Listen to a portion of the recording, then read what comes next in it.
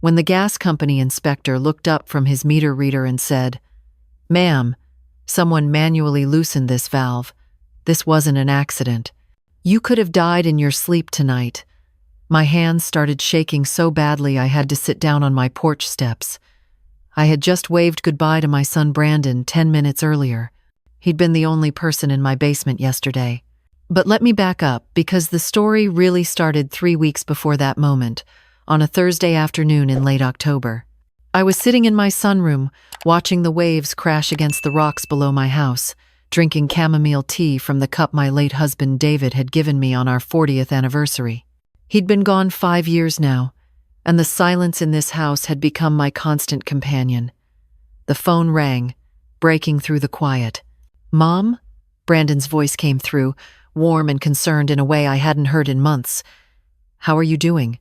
I set down my teacup, surprised. My son had been distant since David's funeral. Oh, he'd call on holidays, send the obligatory birthday card, but real conversations? Those had dried up like the garden I couldn't maintain anymore. "I'm fine, sweetheart. Just enjoying the ocean view." "That's actually what I wanted to talk about." He paused. "Mom, are you sure you should still be living there alone? That house is huge, and you're not getting any younger. What if something happens? What if you fall down those stairs?" I'd lived in this house for 37 years. David and I had bought it when he made partner at the architecture firm. Brandon had learned to swim in the cove below.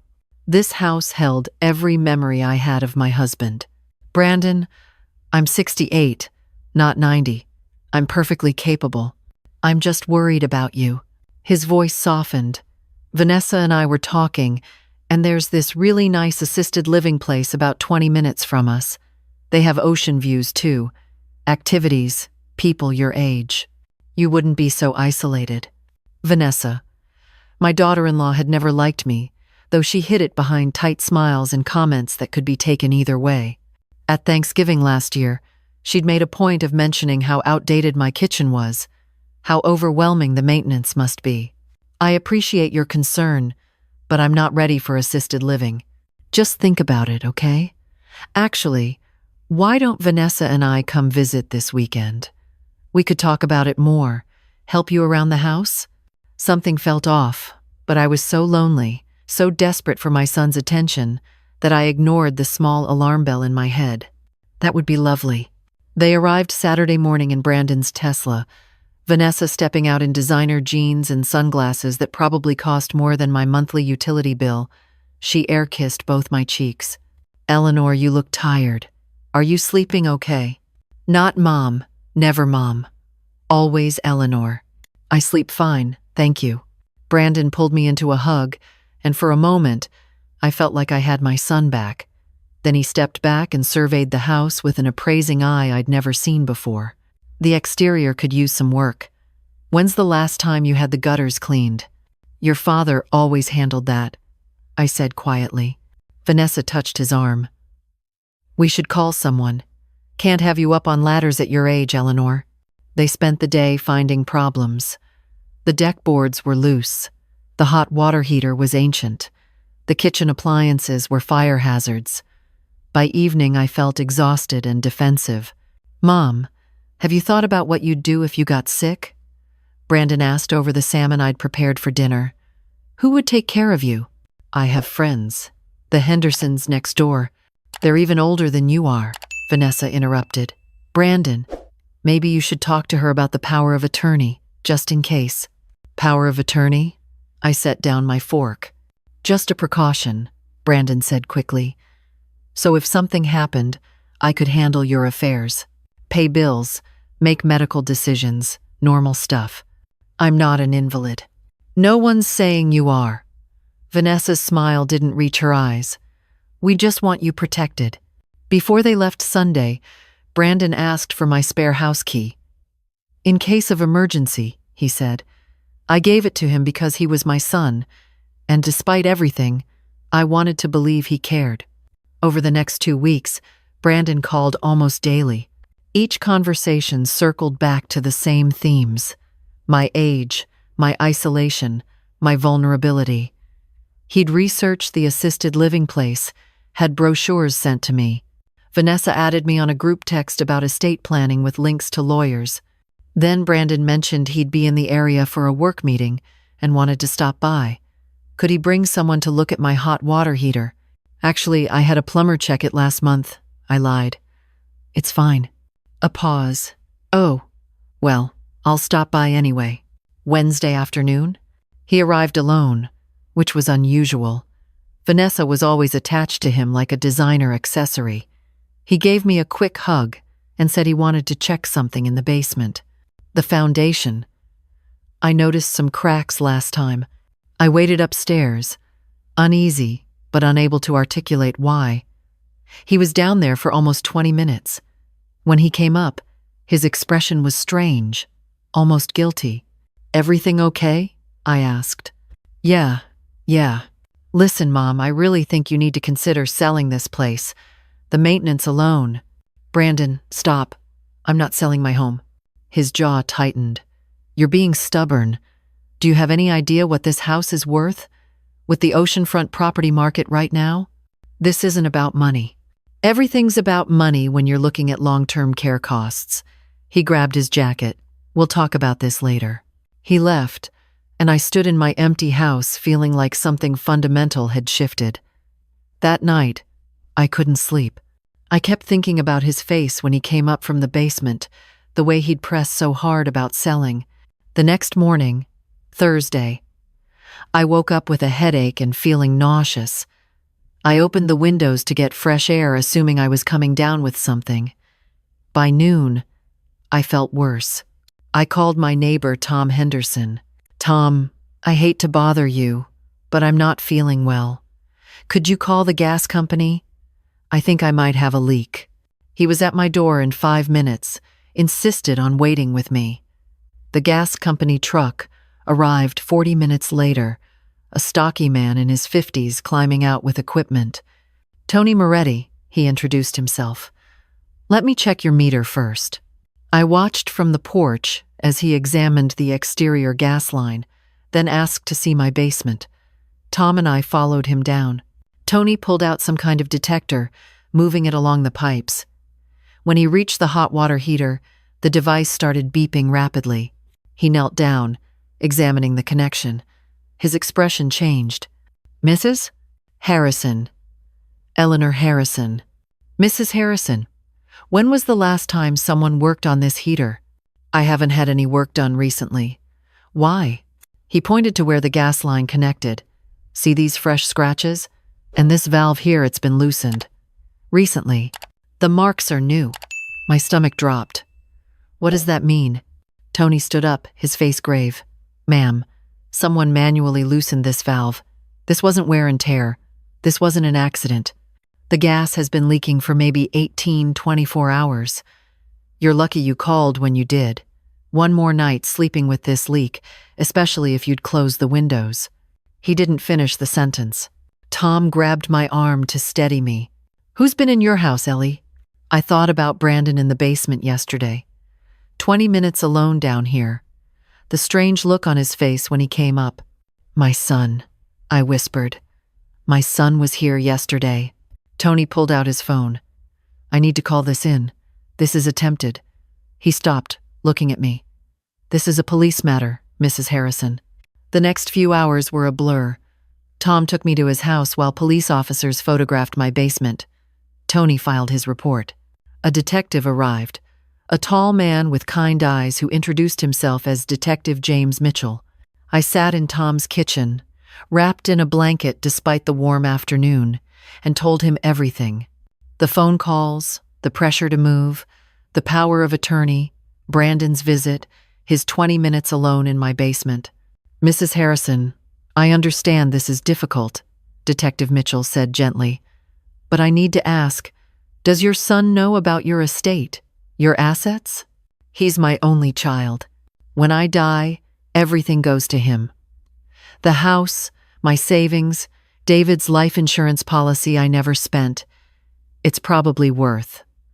I did the mental math. About 1.2 million. The house alone is worth 900,000. Mitchell wrote this down. Has he asked you about your will recently? I thought back. 3 months ago, he asked if I'd updated it. Said I should make sure everything was in order. And is he in financial trouble? I don't know. He works in commercial real estate, drives expensive cars. They just remodeled their kitchen. I paused. But Vanessa is always talking about money. She mentioned they were looking at a bigger house, something about needing to leverage their position. Mitchell closed his notebook. Mrs. Harrison, I'm going to be honest with you. What we have here is suspicious. Very suspicious. But for an arrest, I need more than suspicion. I need evidence of intent, of planning. The gas valve being loosened could theoretically be argued as accidental, though Tony's report makes that unlikely. But if Brandon lawyers up, and he will, we need an airtight case. So what do I do? You call me immediately if anything else happens. You change your locks today. You do not let him back in this house. And he hesitated. If you're willing, if you're strong enough, we might be able to get him to incriminate himself. How? By pretending nothing happened. By acting normal. Seeing if he makes another move, gets desperate, says something revealing. Tom shook his head. James, you're asking her to use herself as bait for her own son. I know what I'm asking. Mrs. Harrison, you don't have to do this. We can confront him now with what we have, but he'll deny everything, lawyer up, and probably walk. Or, I'll do it, I heard myself say. I need to know. I need to know if my son tried to kill me. Detective Mitchell arranged for me to meet with a lawyer the next day. Rachel Foster was in her 40s, sharp-eyed and no nonsense. She brought me updated documents, a new will, a power of attorney naming someone other than Brandon, healthcare directives. If he asks about any of this, you tell him you're still thinking about it, Rachel instructed. We don't want him to know you're suspicious. But what if he tries again? You're not staying in that house. We've arranged for you to stay with the Hendersons next door. You'll go home during the day, maintain normal appearances, but at night, you'll be somewhere safe. And Detective Mitchell is setting up security cameras in your house. If Brandon comes back, we'll have footage. I signed the new will that afternoon. Everything would now go to the Ocean Conservation Society, with a small bequest to Tom and Mary Henderson. Brandon would get nothing. That evening, I called my son. My hands shook as I dialed. Mom, is everything okay? How strange, I thought, to hear concern in his voice when he'd nearly killed me. I've been thinking about what you said, about moving, about the assisted living place. A pause. Really? I think I might be ready to consider it. Could you and Vanessa come for Thanksgiving next week? We could discuss it properly. I'll make your favorite roast. That's great, Mom. Really great. We'll be there. After I hung up, I cried. Detective Mitchell, who'd been sitting across from me listening, handed me tissues. You did great, Mrs. Harrison. He sounded happy. He sounded relieved that I might be dying soon. We don't know that yet. Let's see what happens. The week leading up to Thanksgiving was the longest of my life. I went through the motions, grocery shopping, cooking prep, dusting rooms that already gleamed. The security cameras were hidden in smoke detectors and picture frames. Tom checked on me hourly. I felt like I was living in a nightmare. Brandon called twice that week, both times asking about my decision. Had I thought more about the timeline? Would I need help packing? He'd already talked to a realtor who could list the house quickly. There's no rush, I said, though my heart was hammering. Well, the sooner the better, right? For your safety. Vanessa sent me a link to the assisted living facility's virtual tour. It looked nice, actually. Ocean views, social activities, medical care on site. Another version of me, one whose son hadn't tried to murder her, might have actually been happy there. Thanksgiving morning, I put the turkey in the oven at 6 a.m. My hands were steady now.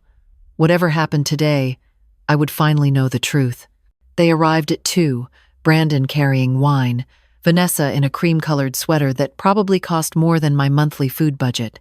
She hugged me, her perfume overwhelming. Eleanor, something smells amazing. You went to so much trouble. It's Thanksgiving. Family should be together. We made small talk while I finished cooking. Brandon kept checking his phone, seeming distracted. Vanessa prowled around my living room, touching things, commenting on the potential of the space. This room could be stunning with the right updates. Those bay windows are worth a fortune in resale value.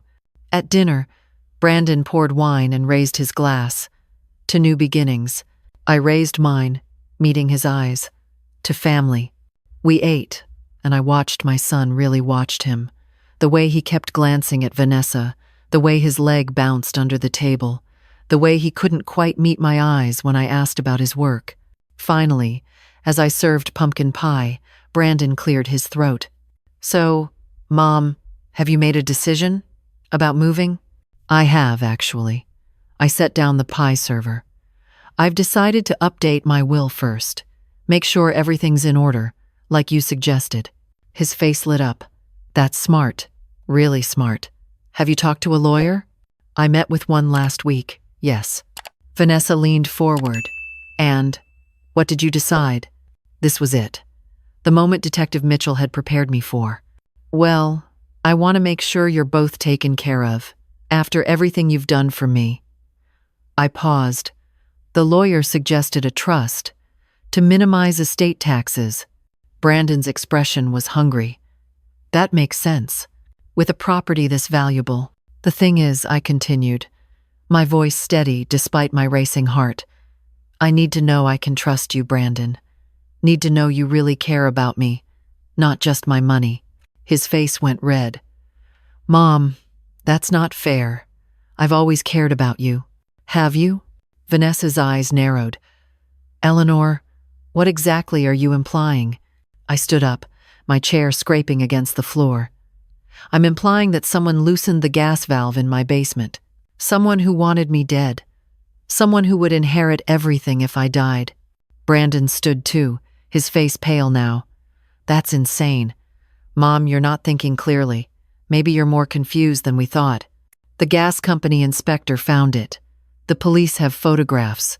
There are fresh tool marks, Brandon. Fresh scratches. From last Wednesday, when you were here alone. I didn't. I was just checking the foundation. There's nothing wrong with my foundation.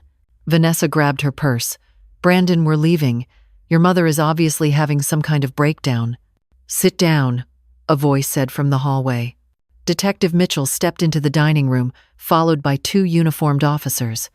He'd been waiting in my study the entire time, listening through the wire I was wearing under my sweater. Brandon Harrison, Vanessa Harrison, I need you both to stay where you are. Brandon's mouth opened and closed like a fish. You were recording us? Mom, how could you? How could I? My voice broke. How could you try to kill me? I didn't. I swear I didn't.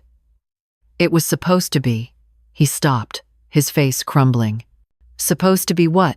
Detective Mitchell asked quietly. Vanessa jumped up. Don't say anything, Brandon. We need a lawyer. But Brandon was shaking his head, tears streaming down his face. I didn't mean for it to actually happen. Vanessa said it would be quick, painless. You'd just go to sleep and not wake up. She said it was mercy, that you were alone and miserable anyway. Shut up, Vanessa screamed. Shut up, you idiot. She showed me how to do it, Brandon continued, the words pouring out now.